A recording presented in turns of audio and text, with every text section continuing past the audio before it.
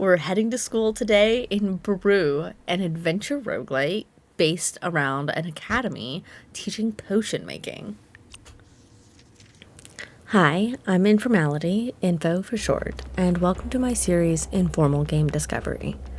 In this series, I play through the first hour of gameplay and share my experiences and thoughts as a new player.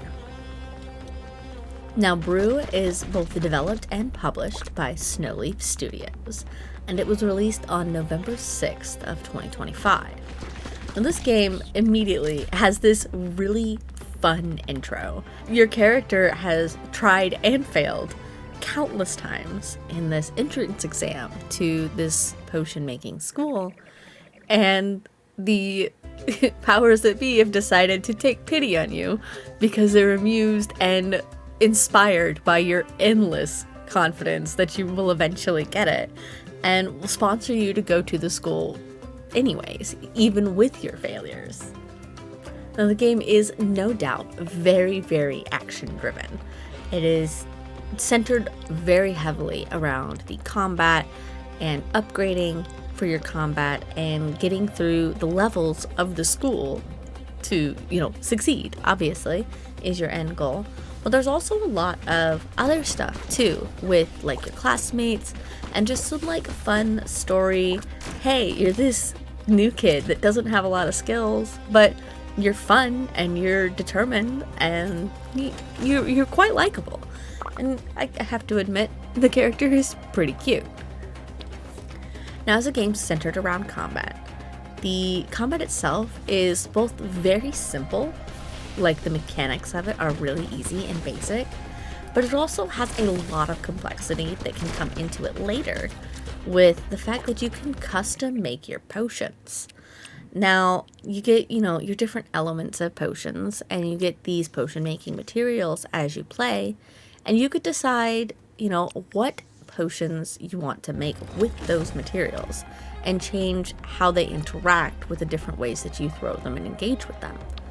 Now, this is really interesting because no matter your playstyle and your personal preferences, you can really custom make how you want to do it, or you could challenge yourself by doing different potion combinations, doing these runs, and it's a nice way to embrace the different ways players would like to play the game, instead of it just being a very standard, here's your X, Y, and Z potions, win the fights with them. Now, as a roguelike game, obviously your general mechanics are you go in, you do the fight, you get materials, you progress, you get, your currencies. You're likely to fail. You're going to fail multiple times, and that's okay. You take those currencies back out with you, and then you upgrade your skills and your potions and your gun and all this stuff and unlock different things, and then you go back in and do it again. And you just keep going until you progress far enough to beat that level, and then you move on to the next. Now, while you're in this dungeon, like one of the key things that you gather while you're going are the potion making materials.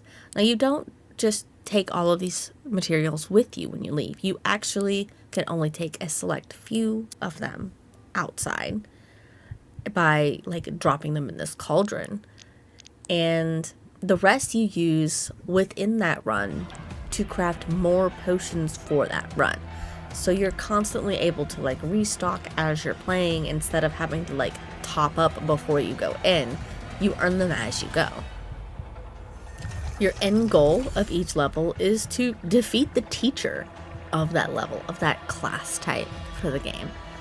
And while you're like doing your leveling up and skilling up and whatnot, the places you unlock with some of your currency are like related to your classmates, the other students at the academy, and their personal pursuits and like their goals with what they want to do by going to the academy, which is a really interesting twist on it, where it's not just following straight through this simple line. Because of like the more roleplay element of like all of the classmates and everything, it really brings a more like adventure story progression feel to the game and a lot of life to the environment you're in. instead of it being just a more grindy roguelite, which is, I mean, obviously popular for the genre because that's kind of what a roguelite is centered around. But it adds more to it. It brings like the more adventure story driven side instead of it being just kind of a run upgrade. You make friends and you learn about your classmates and, you know, get to know more about the environment you're in instead of just checking off achievements and goals.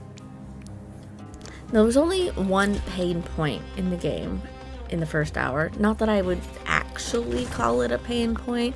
It was more me wanting something more than what was there. Moving around the courtyard from like one classmate character to another and unlocking stuff, it felt slow. And not because I was actually slower than like in the battles and the combat section of the game, but just because they're just so much bigger and more open. It just felt slower. And obviously it's not super slow. It's not a huge issue in any way, shape, or form.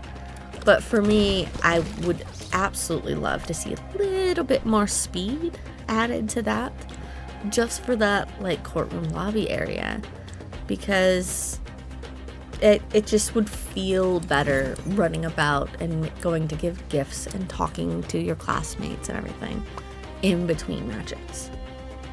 When it comes to issues in games, that's an extremely minor one. Now for the playtime versus cost metric of the game. At full price, the game is $19.99, and I'm estimating it'll be around like 10 to 12 hours of playtime for me personally to go through and get all of the achievements for the game. There's a good chance that it could be a little bit longer than that. It depends on how intensely the game scales as you progress. But that puts the game at around $2 an hour. Now that I prefer to have my games at $1 per hour or under, but I really, really enjoyed the way like the combat of this game feels. And it was surprising to me that it felt so good. I typically am not like a huge fan of this kind of art style, and a lot of games that use this art style give me motion sickness. But the combat and everything felt so smooth, and as the core gameplay mechanic of the game being combat, it was really nice to be able to enjoy that. Now, even though it is above my preferred metric, and I probably would not have immediately purchased this game at full price, it absolutely has been on my wish list. I actually first came across this game during Steam Next Fest, and I didn't get a chance to play the demo then, unfortunately, because of just how many demos I wanted to play. But I left it on my wish list because it's absolutely a game I wanted to end up getting. I just wanted to wait for it to, one, be released, and two, be at a price that I felt would be more accurate to how I prefer my games priced. Now I got the key to Brew through Lurkit, so if you'd like to check out the game, wish list, or even purchase it on Steam, you can use the Lurkit short link in the video's description. I absolutely would recommend this game. If you like roguelites, if you like laughing while you play with like character interactions and stuff, this is a great game for that. On sale, last time it only dropped to $15.99, so there's not a huge difference between the full price and its current on sale price. But even with it higher than my preferred metric, this game is great. And it's just a little bit challenging. It's a lot of like picking the way you want to play, but there's just so much fun that can be had with the game, even within that first hour. If you'd like to watch the first full hour of raw gameplay, completely unedited, from when I picked up the game to create this content, you can find the link to that video in the description below. And thanks for watching, and I'll see you next time.